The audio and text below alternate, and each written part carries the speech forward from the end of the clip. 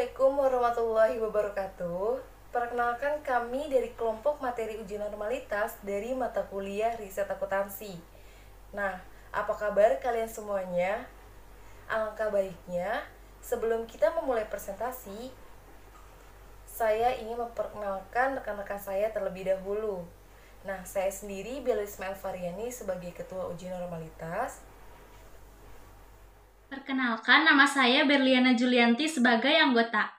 Perkenalkan, nama saya Intan Siti Hardianti Ismail. Assalamualaikum warahmatullahi wabarakatuh. Perkenalkan, nama saya Rizky Akbar Ramadan, saya dari Angkatan 32. Halo, perkenalkan nama saya Ignatius Dewanto Indrajaya.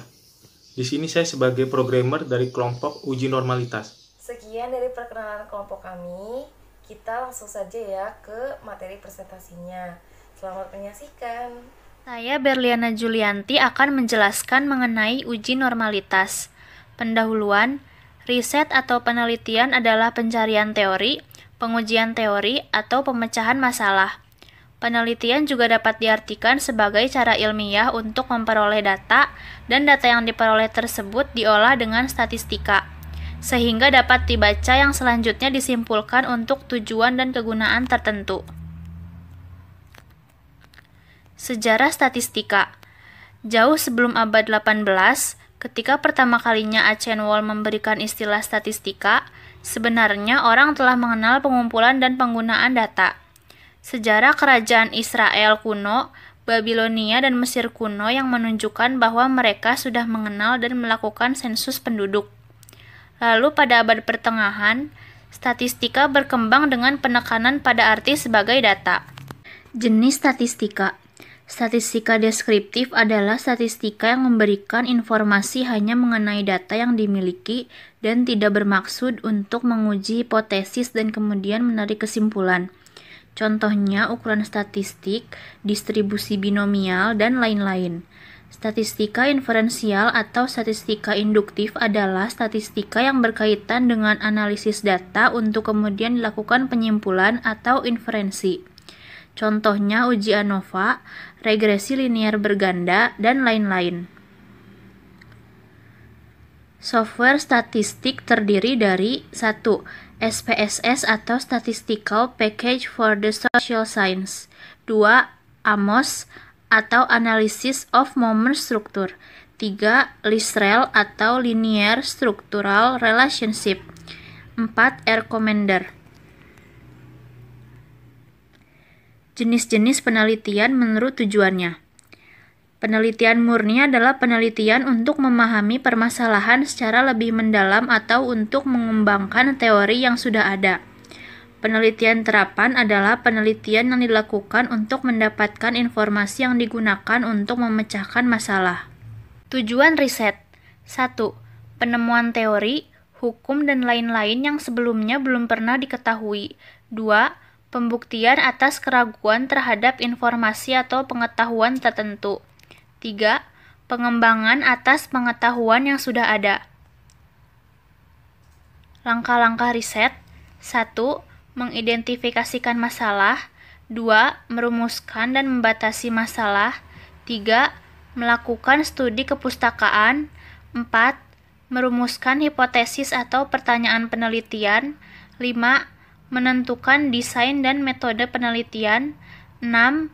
Menyusun instrumen dan mengumpulkan data. 7. Menganalisis data dan menyajikan hasil. 8. Menginterpretasikan temuan, membuat kesimpulan dan saran. Sekian penjelasan dari saya. Selanjutnya akan dijelaskan oleh Kak Intan. Uji normalitas adalah suatu bentuk pengujian tentang kenormalan distribusi data. Tujuan dari uji ini sesuai dengan pengertiannya, yaitu untuk mengetahui apakah data yang digunakan itu merupakan data yang terdistribusi normal atau tidak. Selanjutnya ada pengertian uji parametrik dan uji non-parametrik. Uji parametrik merupakan jenis pengujian di mana data yang digunakan harus memiliki parameter tertentu. Contohnya ANOVA, uji T, RLB atau regresi linear berganda. Selanjutnya ada uji non-parametrik. Uji non-parametrik adalah kebalikan dari uji parametrik, yakni data yang digunakan tidak perlu memiliki parameter tertentu. Contohnya chi-square, dan Spearman Rule.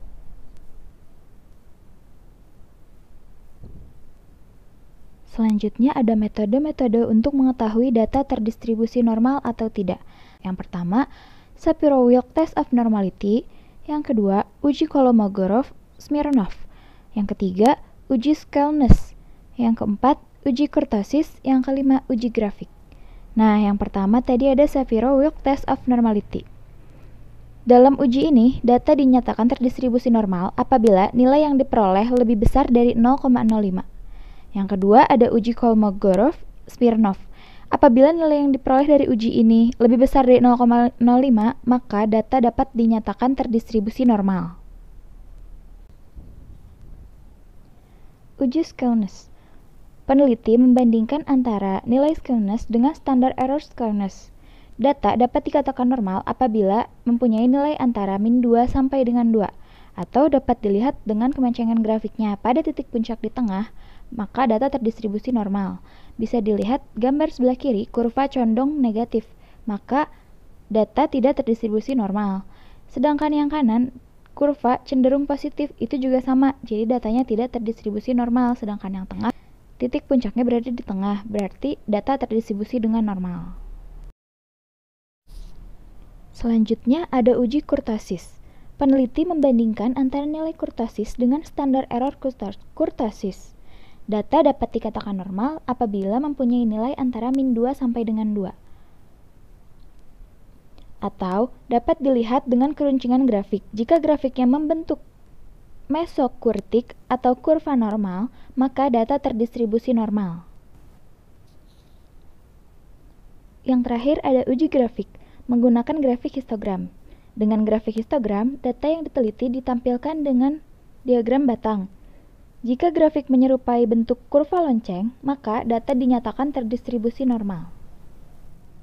Menggunakan grafik plot. Normal tidaknya distribusi data juga dapat dilihat dari grafik plot atau normal probability plot, di mana indikatornya adalah titik-titik yang menyebar di sekitar garis diagonal. Jika titik-titik mendekati garis diagonal, maka data dinyatakan terdistribusi normal. Jika tidak, maka data dinyatakan tidak terdistribusi normal seperti gambar yang terlihat di sebelah kiri.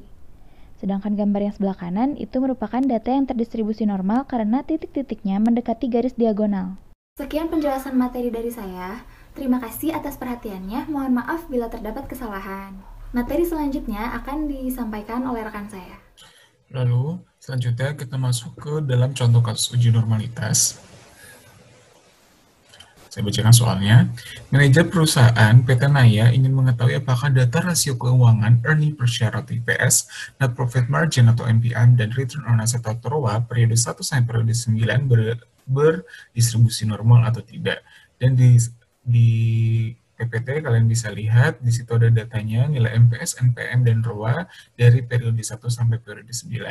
Nah, data-data tersebut nanti akan dimasukkan ke aplikasi Recommender. Nah, untuk tutorial bagaimana caranya untuk mengetahui apakah berdistribusi normal atau tidak akan dijelaskan oleh Kak Indra. Berikutnya adalah langkah-langkah software. Langkah pertama, tekan ikon Recommender pada desktop, kemudian akan muncul tampilan seperti berikut ini.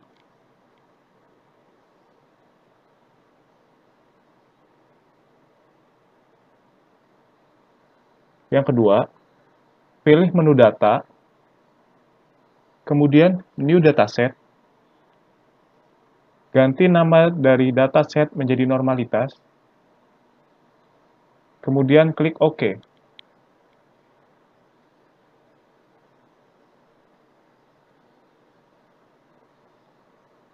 Maka, akan muncul data editor yang digunakan untuk menginput data yang akan diuji, seperti berikut ini.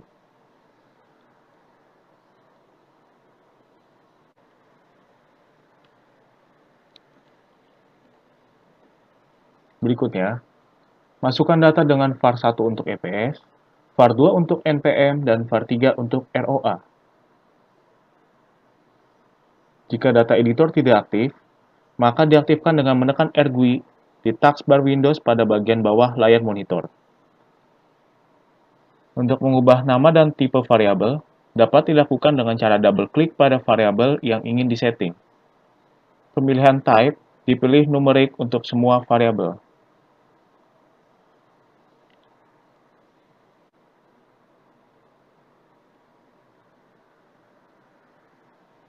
Kemudian, isi masing-masing variabel sesuai dengan data soal. Terdapat 3 kolom, yaitu EPS, NPM, dan ROA. Isi angka sesuai dengan data soal, dari baris pertama hingga baris ke-9.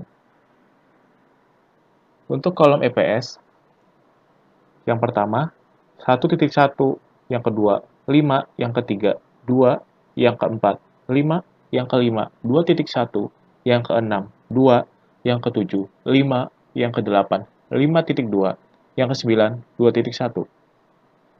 Untuk kolom NPM, yang pertama, 2, yang kedua, 5.5, yang ketiga, 2.2, yang keempat, 2, yang kelima, 5.1, yang keenam, 5, yang ketujuh, 5.5, yang kedelapan, 5.2, yang ke-9, 5.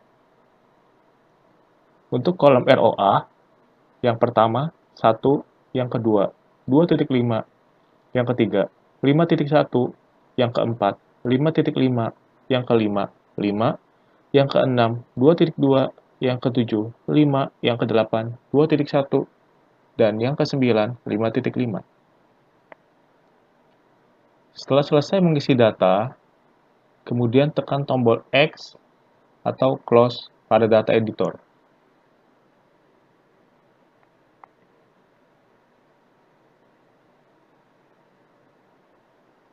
Selanjutnya, pilih Windows Air Commander, maka akan muncul tampilan seperti ini. Terdapat kata normalitas, edit as, data frame null, yang menunjukkan data berhasil diinput.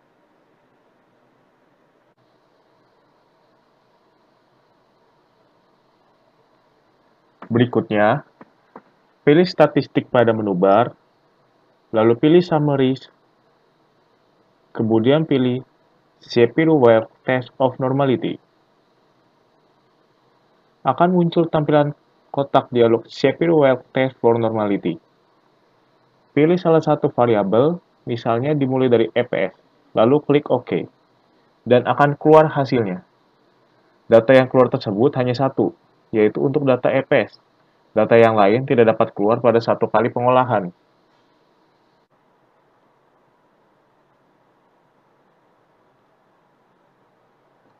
Oleh sebab itu, lakukan langkah ini secara berulang terhadap variabel NPM dan ROA.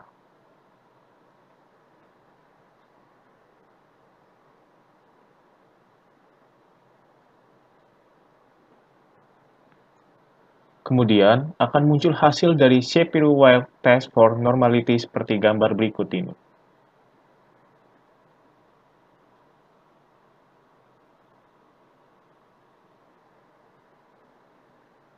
Untuk hasilnya dapat dilihat pada p-value.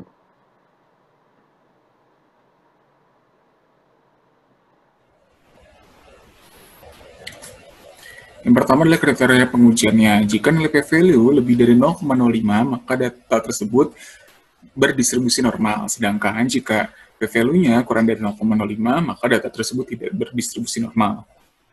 Nah, tadi kita sudah melakukan penghitungan menggunakan software, maka akan didapatkan nilai p-value untuk IPS-nya itu 0,01059, sedangkan untuk NPM adalah 0,002224, dan untuk nilai ROA-nya adalah 0,03694. Nah, dari nilai p-value tersebut dapat dibuat keputusan bahwa dari ketiga data tersebut semuanya tidak berdistribusi normal. Mengapa? Karena nilai p-value-nya kurang dari 0,05.